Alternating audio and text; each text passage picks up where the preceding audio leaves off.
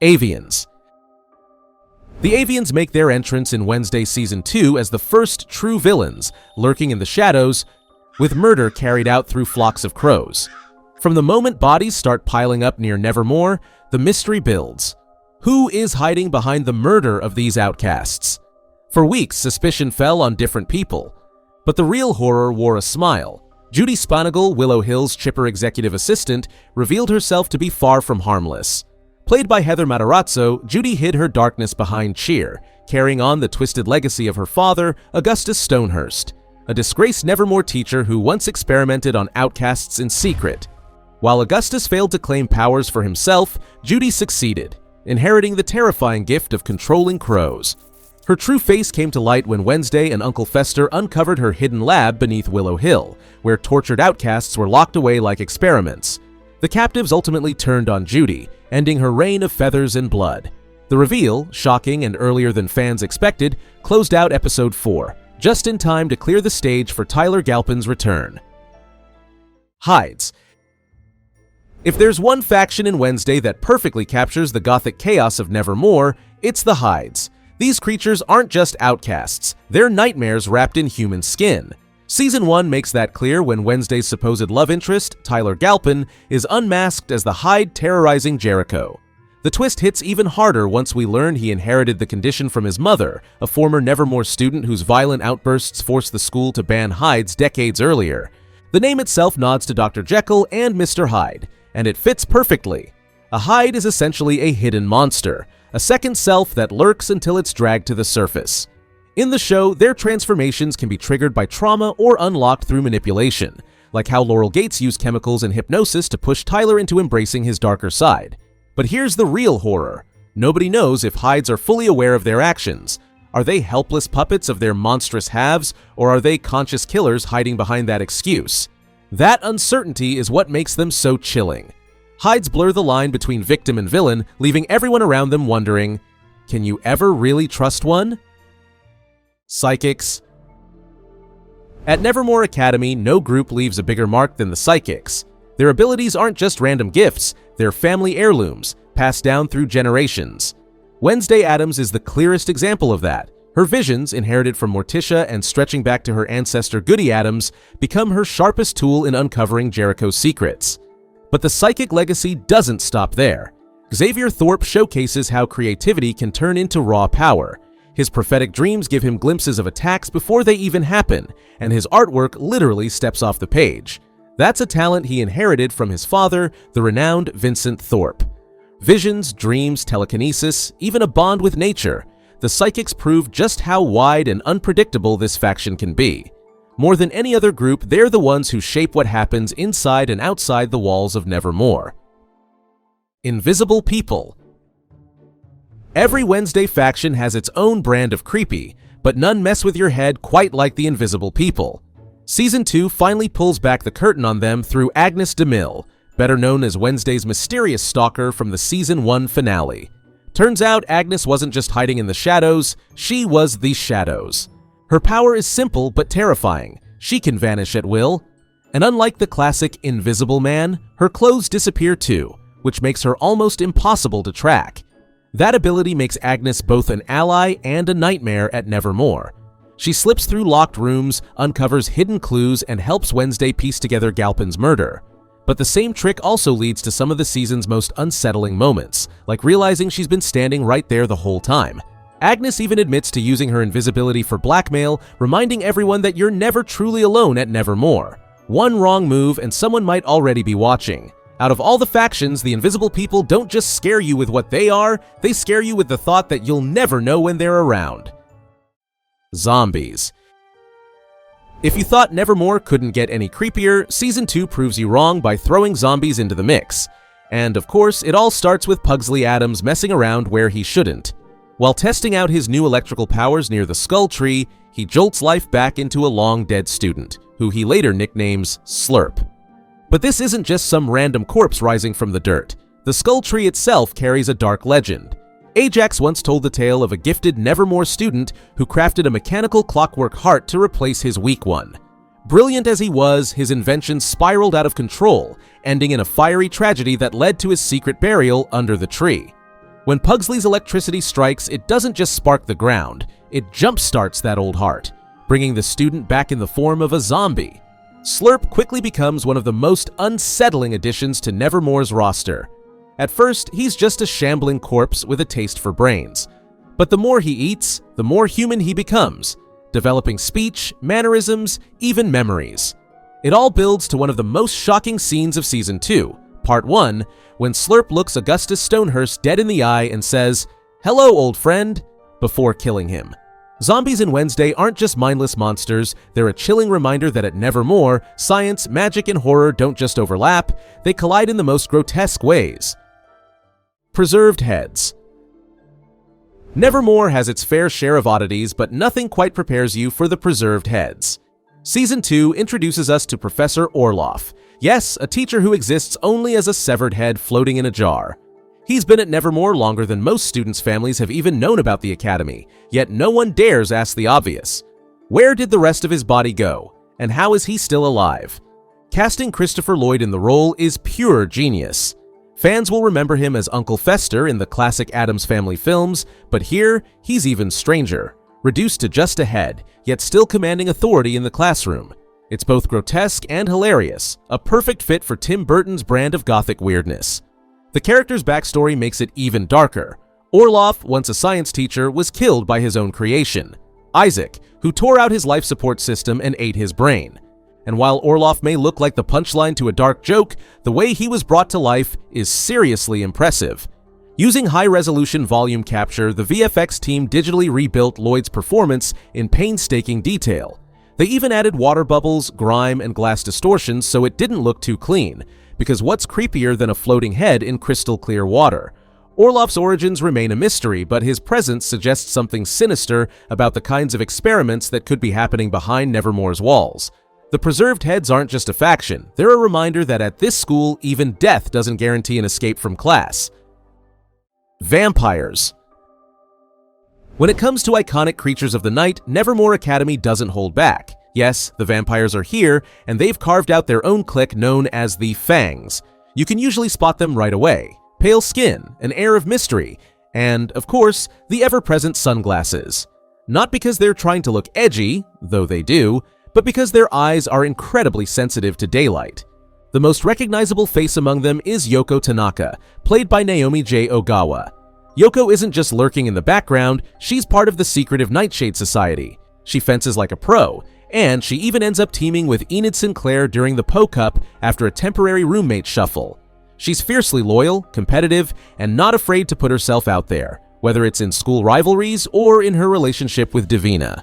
Unlike the classic burst into flames in the sun vampires, Nevermore's Fangs can walk in daylight, though garlic is still their kryptonite. In fact, one garlic mishap had Yoko sidelined in the infirmary. Still, with their extended lifespans, these semi-immortals have been walking the academy halls for decades, quietly reminding everyone that some cliques at Nevermore literally never die. Werewolves. If there's one faction at Nevermore that thrives on loyalty and pack spirit, it's the werewolves, better known on campus as the Furs. Under a full moon, they're a force of nature. Claws, fangs, super strength, and howls that carry through the night. But like most things at Nevermore, being a werewolf isn't always as simple as it sounds.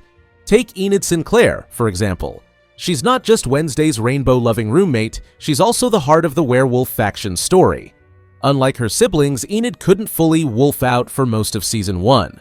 All she managed were the occasional claws when she was worked up, which left her worried she'd never measure up to her pack. For a girl surrounded by wolves who embrace their wild side, feeling left behind was a heavy burden. Season 2 flipped that around, first showing Enid finally accepted as part of the pack, then introducing a twist that changes everything. A new teacher, Capri, reveals that Enid shows signs of being an alpha werewolf, meaning she can transform outside of the full moon. It sounds like a gift, but the catch is brutal. If she wolves out during the full moon, she might never turn back. True to form, Enid ignores the warning to protect Wednesday, leaving her stuck in wolf form by the end of Season 2. Going into Season 3, that sets up a risky storyline where Wednesday must track her down and find a way to bring her back. Her story is more than just claws and fangs. It's about proving that true strength isn't always about how big you can growl, but how fiercely you stand by the people you care about. Sirens. At Nevermore Academy, few factions carry as much influence or suspicion as the Sirens, better known as the Scales. Their voices aren't just beautiful, they're dangerous, with a hypnotic song that can bend emotions and even control minds. That power alone makes friendships with them complicated. Xavier, for instance, broke up with Bianca Barclay simply because he feared her gift might be steering his thoughts. Bianca stands out as the Academy's most commanding siren. She used her song to secure her place at Nevermore and rose to lead the school's a cappella group, but her story goes far deeper. Through her, the show reveals the darker currents of siren culture, a family entangled in the morning song cult, and by season 2, the shocking reveal that Principal Dort was pulling the strings all along. Other Scales like Kent and Davina also play important roles, especially in the Nightshade Society.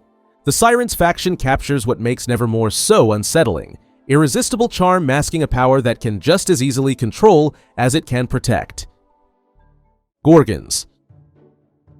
Out of all the factions at Nevermore, the Gorgons, or Stoners as they're jokingly called, might have the hardest time blending in. Inspired by the myth of Medusa, their hair is literally a nest of snakes, hidden under hats or beanies to avoid disaster. One wrong glance and boom, you're stone. Luckily, the effect is temporary, but still, it's not exactly the best way to make friends. Just ask Ajax Petropoulos, who once managed to stone himself by accident after looking in a mirror. Ajax is the heart of the Gorgon story in Wednesday. He's awkward, sweet, and surprisingly shy for someone with such a terrifying gift. His budding romance with Enid is one of the softer subplots in the series, but it doesn't come without its hiccups. His insecurity about his powers often gets in the way. Still, Ajax proves he's more than his nerves. Whether it's helping the Nightshades fight Tyler's Hyde or being there for Enid after her first real transformation, he shows a loyalty and courage that makes him stand out. By season 2, Ajax starts stepping into his own. He's no longer just the comic relief or the boyfriend, he begins learning how to use his powers with confidence and carving out his identity at Nevermore. And that's what makes the Gorgons so interesting. They're a mix of danger and vulnerability. Sure, their deadly stare comes straight from ancient legend, but underneath the snakes and stone curses, they're just teens trying to figure out who they are. Awkward crushes, insecurities, and all. Shapeshifters. Out of all the factions at Nevermore, none play with perception quite like the Shapeshifters. They don't just change clothes or mannerisms, they can step into an entirely different body, stealing someone's face, voice, and presence so flawlessly it's chilling. And the one who showed us just how powerful and dangerous that gift can be was Principal Larissa Weems. Weems's history with shapeshifting goes way back. As a student, she once transformed into Judy Garland for a talent show, performing alongside Morticia Addams. That little glimpse of flair stuck with her, but as principal, her powers took on a much heavier purpose. After Rowan's sudden death, she disguised herself as him to cover up the incident, spinning the story that he'd simply been expelled. It wasn't about deceit for the sake of it. Weems was desperately protecting Nevermore from outside scrutiny. Her shapeshifting wasn't just about keeping the school's reputation intact, it also made her a quiet warrior against the threats lurking inside Nevermore. She even transformed into Tyler Galpin in a last-ditch attempt to unmask Marilyn Thornhill as the true puppet master behind the Hyde attacks. That's how fiercely loyal she was, willing to risk her life, her identity, and even her integrity to protect her students. Sadly, that same loyalty became her undoing. Thornhill saw through her final transformation and poisoned her, ending Weems's story in the most tragic way. But Wednesday didn't let her fade away. In Season 2, she returns as a spirit guide, proving that her power and her presence are far too strong to be erased. Faceless. Some students at Nevermore don't need fangs, claws, or glowing eyes to unsettle you. All it takes is their face, or rather, the lack of one. The Faceless are perhaps the most unnerving outcasts on campus, drifting through the halls with smooth, blank skin where their features should be. No eyes, no mouth, no nose, just an empty canvas staring back at you. But don't mistake them for helpless. Somehow, the Faceless can still see, hear, and even smell the world around them, as if their senses exist beyond physical organs. One student is even shown carrying food, hinting at ways they can eat that remain a mystery. Their presence is subtle yet haunting, reminding everyone at Nevermore that outcasts don't always need dramatic displays to make an impact. The most notable member of this group is Julian Mayojas, though details about him remain scarce, only adding to their aura of secrecy. Interestingly, the Faceless aren't just a random invention. They echo the Noperabo of Japanese folklore. spirits who startled humans not with violence, but by revealing their featureless faces. By weaving that legend into Nevermore's world, Wednesday transforms a centuries-old ghost story into a modern Gothic archetype, giving the faceless a place among its most chilling creations. Electrokinetics. If you thought Pugsley Addams would always be the clumsy, worm-loving sidekick in Wednesday's story, Season 2 flips that on its head, literally with a spark. Out of nowhere, Pugsley develops electrokinesis, the ability to generate and control electricity with his hands, instantly turning him from background comic relief into one of the most unpredictable outcasts at Nevermore. His powers make their debut in Episode 1 when he sneaks out to investigate the Skull Tree, a place tied to the legend of a boy with a metal heart. One careless surge of electricity later, and Pugsley accidentally reanimates a buried clockwork monster, an event that doesn't just shock him, but sparks the season's central conflict. Suddenly, the kid everyone underestimated is holding power that could either protect Nevermore or destroy it. Behind the scenes, actor Isaac Ordonez's own growth mirrors Pugsley's shift. At 16, he's taller, sharper, and finally stepping out of Jenna Ortega's shadow to give Pugsley a mischievous confidence fans haven't seen before. Electrokinetics might be new to Nevermore, but with Pugsley at the center of its story, it's clear this faction isn't just a flashy gimmick, it's a game changer for the future of Wednesday's world. Pyrokinetics. Every school has that one teacher who seems friendly at first, but gives you the kind of smile that makes you want to check for fire exits. At Nevermore in Season 2, that role belongs to Barry Dort, the new principal with a very literal spark. Played by Steve Buscemi, Barry steps in after Weems's death, presenting himself as a charming, old-school educator. But it doesn't take long to realize he's less guiding light and more match waiting to burn everything down. Barry is a pyrokinetic, able to summon and control fire at will. He can reduce someone to ash with a single touch, walk through flames unharmed, and make fire feel less like a tool and more like a threat. One of his most chilling moments proves it, burning his old partner Arnold Hunt alive without singeing a single thread on his suit. But the real danger isn't just his fire, it's his philosophy. Unlike Weems, who believed in unity, Barry preaches outcast superiority, twisting Nevermore into a fortress of division. He manipulates, blackmails, and rewrites the school's mission to serve his own ambitions. In Barry Dort, pyrokinesis stops being just a cool power. It becomes a weaponized ideology. Da Vinci. Some outcasts fight with claws, others with fire, but the Da Vincis, they fight with ideas. They're Nevermore's inventors and dreamers, a faction where telekinesis meets artistic brilliance. If other groups are raw power, the Da Vincis are proof that creation can be just as dangerous as destruction. In Season 2, their talents really shine during the Founders' Pyre ceremony. While others bring tradition, the Da Vincis turn it into a full-blown performance, levitating branches into a giant raven before igniting it in flames. It's part ritual, part art show, and a reminder that their creativity has no limits. But don't mistake artistry for weakness. Agnes herself once forced Da Vinci students to suspend knives and weapons in the air, a terrifying glimpse at how their powers can be twisted. And in a darker bit of lore, Augustus Stonehurst, one of the villains tied to the Avian backstory, once tried and failed to transform himself into a Da Vinci, proving just how rare and untouchable this faction really is. The Da Vincis are still wrapped in mystery, but one thing's clear. At Nevermore, they're the builders, the creators, and maybe the most underestimated force of all. From wolves and sirens to faceless horrors and fiery schemers, Nevermore Academy is more than just a school. It's a battlefield of powers, secrets, and legacies. And if these factions prove anything, it's that in Wednesday's world, every gift comes with a price.